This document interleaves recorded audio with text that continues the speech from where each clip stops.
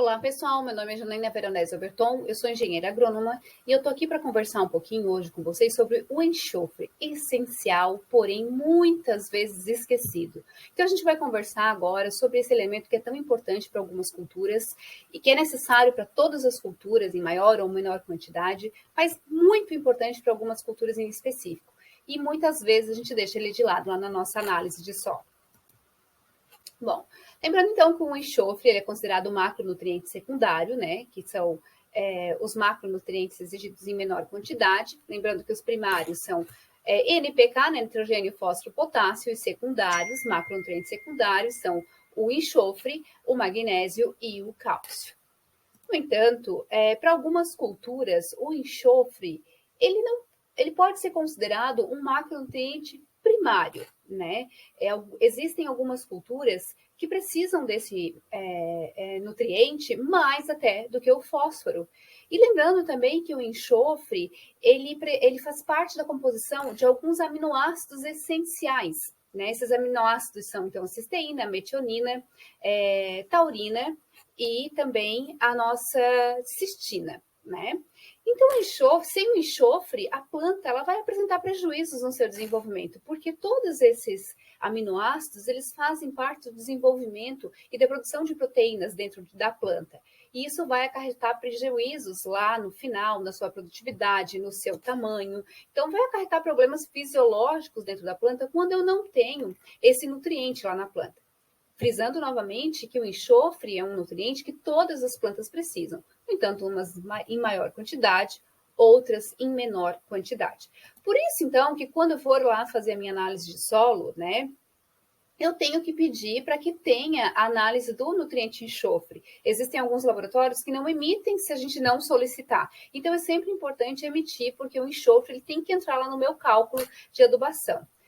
E se a cultura já estiver instalada, também uma outra forma de eu estar observando se há ou não falta desse nutriente é a análise foliar, através aí de alguns sintomas que a planta pode estar apresentando. Né? Então, eu faço análise foliar. Unida à análise do solo, pode me dar aí um diagnóstico completo e bem preciso. Bom, aqui eu coloquei alguns exemplos de diferenças do desenvolvimento da planta quando tem e não tem enxofre, né? Aqui a folha de soja, observem o tamanho e a coloração, e aqui uma planta de milho, né? No exemplo aqui está com fósforo, no entanto, o enxofre também ocasiona essa queda no tamanho, essa redução no tamanho, justamente por estar lá sintetizando aminoácidos que fazem parte da produção de proteínas, né? E lá no campo, gente, eu tenho que entender e tenho que lembrar que a deficiência do enxofre ela é muito semelhante à deficiência de nitrogênio, né? Então, ocasiona essa clorose generalizada na folha, a exemplo aqui dessa imagem que a gente colocou. Então, lá no campo, como é que eu vou diferenciar se é enxofre ou se é nitrogênio, né? Como é que eu vou saber, já que o sintoma é extremamente semelhante, né? Observando quais folhas estão ocorrendo esses problemas, né? Esse amarelecimento generalizado, essa clorose generalizada da folha. Se forem em folhas jovens, é porque é o enxofre.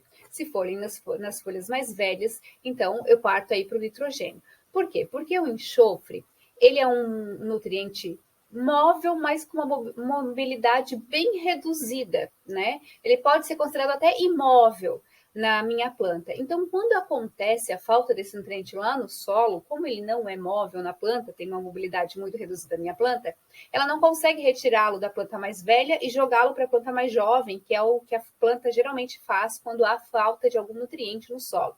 Então, a folha mais jovem começa a apresentar essas deficiências, né? Então, frisem sempre isso. Os macronutrientes primários, eles são móveis, né? Nitrogênio, fósforo, potássio. Então, quando eu tenho deficiência de macronutriente primário, vai ser nas folhas mais velhas, porque como ele é móvel, a planta tira da folha mais velha e joga para a folha mais nova. E os secundários não são móveis, né? Então, quando a deficiência começa a aparecer nas folhas mais jovens, eu já parto da premissa que é um macronutriente secundário. E a partir disso, então, eu observo quais as características, porque cada nutriente apresenta uma característica específica lá na minha planta.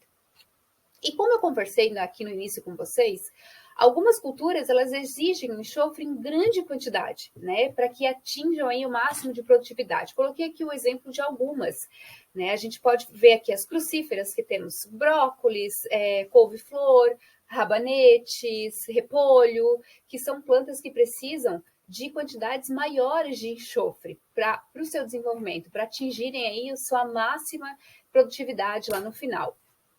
E também temos as liliáceas, né, que são as cebolas e os alhos, né? Então, quando eu vou trabalhar com essas culturas, eu tenho que saber que necessariamente o enxofre precisa estar muito bem equilibrado para que ela desenvolva o máximo possível e atinja a maior produtividade possível. Então, não esqueçam disso. Aqui a gente colocou alguns exemplos medianos, né, de enxofre das culturas. Então, crucíferas e liliáceas aí de 70 a 80 quilos de enxofre por hectare, leguminosa de 40 a 50 e gramínea de 15 a 30. Lembrando que vai depender de cada cultura, do tipo de solo, e também eu vou determinar isso a partir da minha análise e interpretação correta da análise de solo. Tá, gente? Então, de maneira geral, essas são as quantidades, certo? Bom, e quais são os adubos que eu vou utilizar para fazer essa reposição de enxofre? Eu posso citar aqui alguns adubos, como, por exemplo, o sulfato de zinco, que é um adubo foliar que apresenta enxofre na sua composição, a calda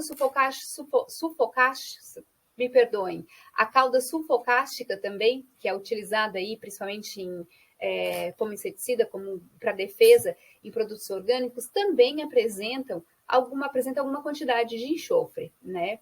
Só que a gente tem, para isso, conhecer bem a composição, verificar se a quantidade que eu vou estar colocando ali vai ser necessária, vai ser o suficiente ou não. Então, dessa forma, a gente vai frisar aqui nos adubos que vão via solo, né? Para estar suprindo essa quantidade de enxofre necessária para as culturas.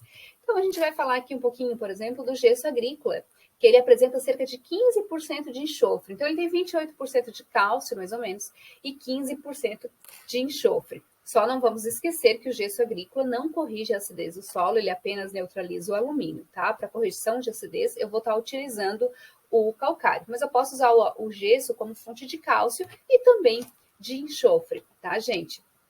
Além do mais, o gesso consegue carregar em profundidade esses nutrientes, certo? Outro adubo que a gente pode estar citando aqui é o sulfato de amônio, que ele tem 23% de enxofre, né, e 21% de nitrogênio também. Então, ele também pode ser uma fonte de nitrogênio utilizado lá no solo.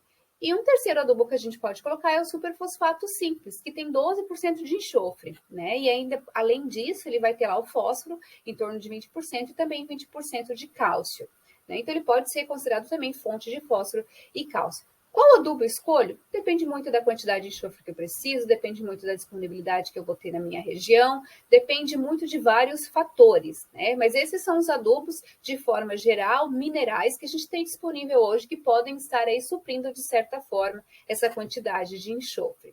E também a gente não pode esquecer que temos o adubo orgânico. O adubo orgânico, ele também vai apresentar a quantidade de enxofre. Cama de aves, por exemplo, tem bastante enxofre, né, na sua composição. Mas, claro, eu preciso conhecer as quantidades que tem em cada adubo para eu poder estar determinando se aquilo é o suficiente ou não. Tá, gente? Então, sempre uma análise bem feita antes, conhecer o meu produto, conhecer o meu solo, conhecer minha cultura, é de extrema importância. E baseado em tudo isso, saber fazer uma interpretação e uma indicação correta, para que haja, sim, o alcance máximo da produção possível daquela cultura naquele local. Tá bom, gente? Então, se gostaram, acompanhem a gente, né? A gente vai ter bastante coisa legal aqui no canal, também nas nossas redes sociais, né? Curtam o nosso vídeo e fiquem ligadinhos que a gente vai sempre estar trazendo aqui para vocês novidades.